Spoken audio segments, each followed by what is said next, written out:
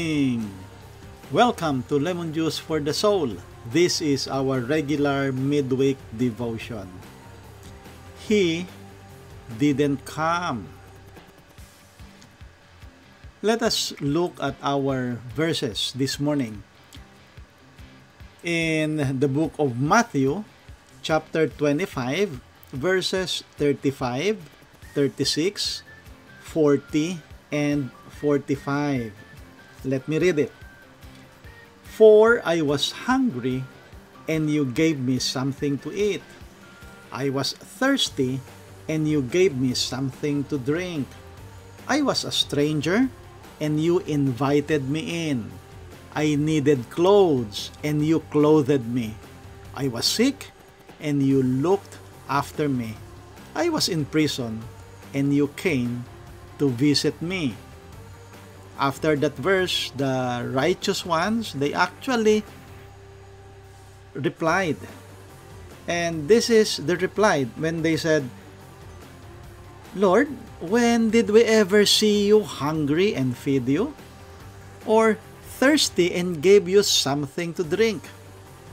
Or saw you a stranger and invited you in? Or needing clothes and clothed you? When did we ever see you sick and look after you, or in prison and visited you? The point there is that when we expect Jesus to come, we do not expect Jesus to come what we have read.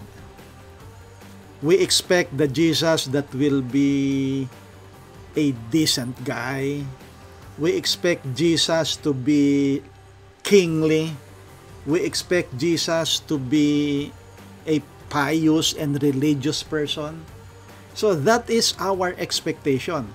So that's why when Jesus come in any other form, we miss Jesus. And that's why in verse 40, the king will say, I tell you the truth, when you did it to the one of the least of these, my brothers and sisters, you were doing it to me. In verse 45, this is what he told to those who did not do things for Jesus. And he will answer, I tell you the truth, when you refuse to help the least of these, my brothers and sisters, you were refusing to help me. There was a Christmas story, and it's about the old shoe cobbler or the old shoemaker. He dreamt one Christmas Eve that Jesus would come to visit him the next day. The dream was so real that he was convinced it would come true. So, the next morning, he got up so early and went out and cut fresh flowers. And he also decorated his little shop and got everything ready for Jesus to come and visit. He was so sure that Jesus was going to come, and he just sat down and waited for Jesus. Hours passed and Jesus didn't come.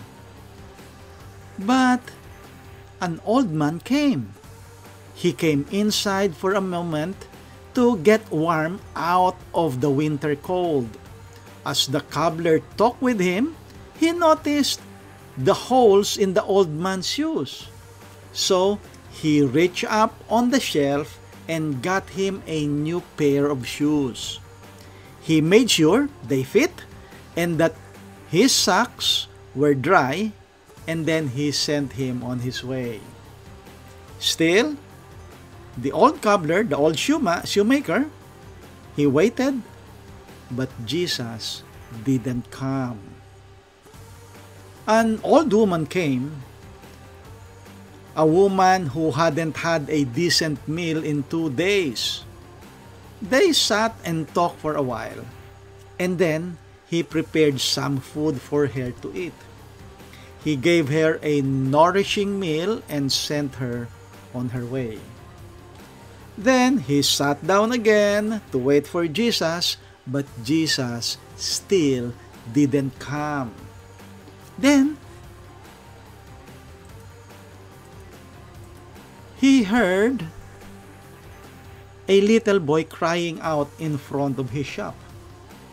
He went out and talked with the boy and discovered that the boy had been separated from his parents and didn't know how to get home. So he put on his coat, took the boy by the hand, and led him home.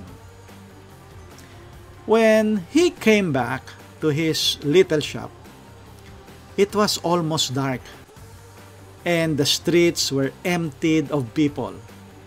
And then, in a moment of despair, he lifted his voice to heaven and said, "O Lord Jesus, why didn't you come?" And then, in a moment of silence, he seemed to hear a voice saying, "O shoe cobbler, lift up your heart. I kept my word. 3 times I knocked at your friendly door. 3 times my shadow fell across your floor. I was the man with the bruised feet. I was the woman you gave some food to eat. I was the boy on the homeless street. And I thank you for welcoming me." The cobbler felt peace because he had done what he is ready to do for Jesus. Jesus had come. The cobbler just didn't realize it. In our life, Jesus had come. Jesus had knocked at our doors. We just didn't realize it. Have we done to them what we are supposed to do for Jesus? Because most of the time, Jesus will come in a very unexpected way. Going back to our verses, it said in verse 35, "For I was hungry and you gave me something to eat. I was thirsty and you gave me something to drink. I was a stranger and you invited me in. I needed clothes and you clothed me. I was sick and you looked after me. I was in prison and you came to visit me." When we put it closer to our home, putting it into our real scenario, there are people who come and knock at our door. There are people who come into our lives. Are they welcome? That's why in verse 40, "And the king will say, I tell you the truth, when you do it, or when you did it to one of the least of these brothers and sisters of mine, you were doing it to me." Whatever we do to those people whom God sent in our lives, we are actually doing it for Christ. Let's welcome Christ this Christmas. Let us pray. Heavenly Father, we thank you for giving us opportunity to welcome you into our doors, opportunity to share with you our food, our house, our clothes. Heavenly Father, thank you for the opportunity that we can pray for those who are sick, that we can welcome those strangers. Heavenly Father, whatever we are doing for the least, we are actually doing it directly to you. Heavenly Father, this Christmas, allow us to respond with thanksgiving. Allow us to respond with an open heart, with an open arms to those to the people you are sending our way. This is our prayer with thanksgiving. In the mighty name of your Son, Jesus Christ. Amen. And amen. Good morning! Merry Christmas!